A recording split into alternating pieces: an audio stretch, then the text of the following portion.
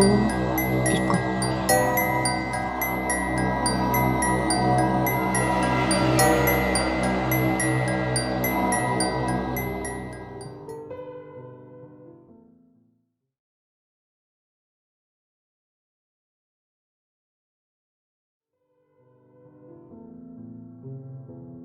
Namaku Vina.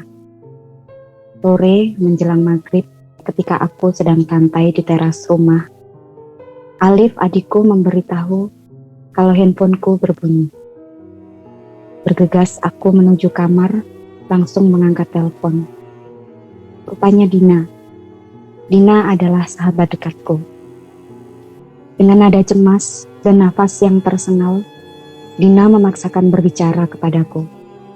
Dina mengabarkan kalau adiknya, Riko, sedang tak sadarkan diri di ruang IGD di salah satu rumah sakit di daerahku.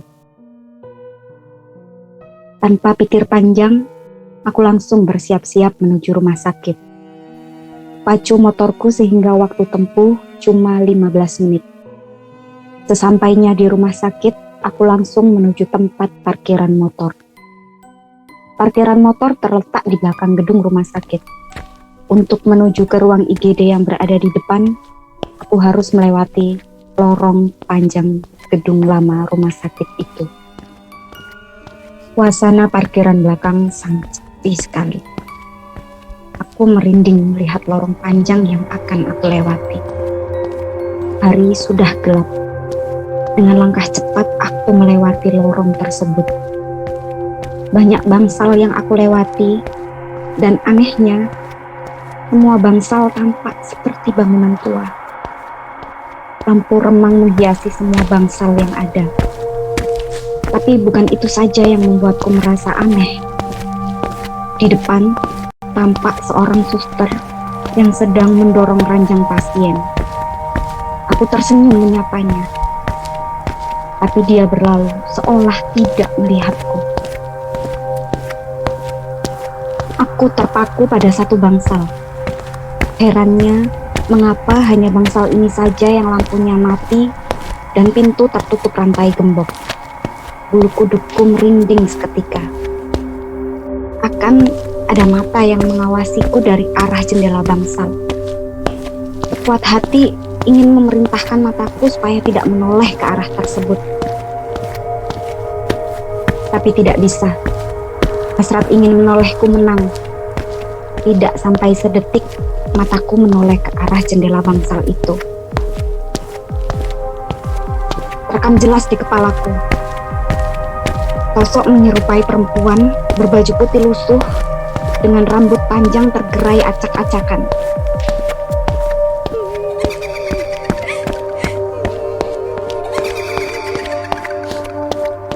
Dia hanya diam di balik jendela bangsal yang tidak terpaku. Perasaan takut sangat tinggi menyeruak hingga kepala. Merinding membuatku membayangkan seakan-akan sosok itu mengikutiku. Aku semakin mempercepat langkahku. Oh, benar saja, sosok itu bergerak dari jendela ke jendela selanjutnya.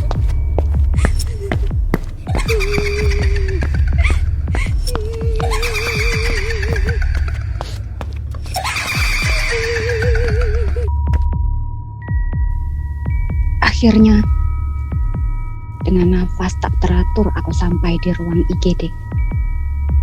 Aku melupakan sejenak kejadian di lorong gedung belakang. Di sana sudah ada Dina dan beberapa keluarganya. Rupanya Riko mengalami kecelakaan motor yang membuatnya tidak sadarkan diri. Luka lecet seperti menyelimuti sekujur badan Riko. Kepala yang masih mengeluarkan darah segar menetes di sela-sela perban putih. Baru saja aku mendekati Riko yang tak sadarkan diri. Tiba-tiba mata Riko terbuka dan melotot tajam ke arahku. Aku menengok ke arah Dina dan mengatakan ke Dina bahwa Riko sadar. Akan tetapi Dina menatap heran kepadaku. Karena Dina tidak melihat hal itu. Aku Aku tegaskan kepadanya bahwa aku melihat mata Riko terbuka. Tetapi tetap saja Dina menjawab bahwa Riko masih tidak sadarkan diri. Bertambahlah lagi keheranan di hatiku akan keanehan-keanehan yang aku alami. Aku memutuskan untuk tidak meneruskan membahasnya dengan Dina.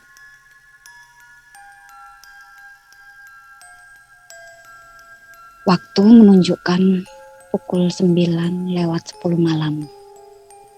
Jam besuk sudah berakhir. Aku meminta Dina untuk menemaniku menuju parkiran belakang. Karena rasa takutku muncul mengingat kejadian di Bangsal terkunci tadi. Dan keanehan yang aku alami dengan mata Riko yang terbuka, tapi hanya aku saja yang melihatnya.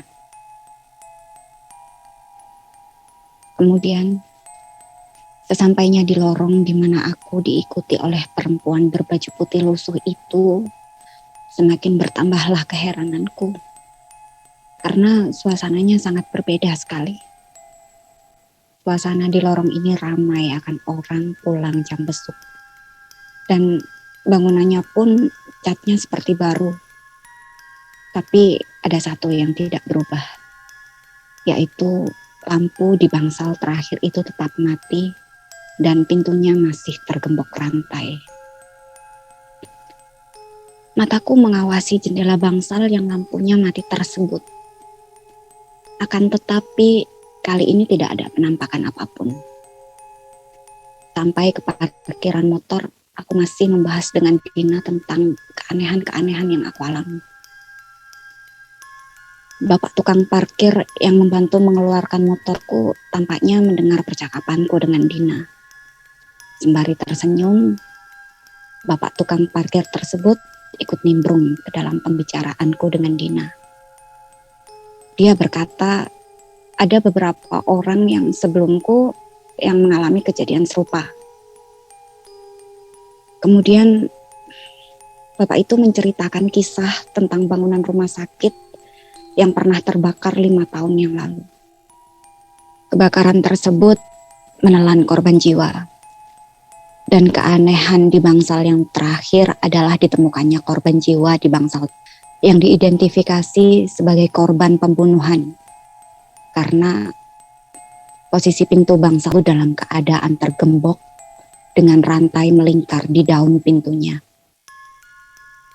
Baru 2 tahun yang lalu, bangsal-bangsal yang terbakar itu direnovasi. Akan tetapi di bangsal terakhir sering muncul gangguan.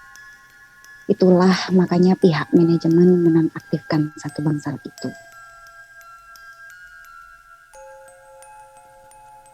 Aku mulai menstarter motorku. Tiba-tiba motorku susah sekali hidupnya. 5 kali starter baru motor mau menyala.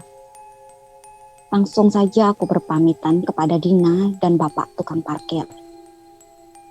Motorku segera melaju meninggalkan rumah sakit. Belum jauh dari pintu parkir, kurasakan motor mulai berat. Padahal aku sudah menarik gas dalam-dalam. Dengan kondisi motor tersebut, aku memaksakan untuk tetap melaju pulang. Di tengah perjalanan saat aku melewati lampu jalan, tidak sengaja mataku melihat bayanganku sendiri. Aku kaget. Dan tiba-tiba bulu kuduku langsung merinding. Karena ternyata aku tidak sendiri.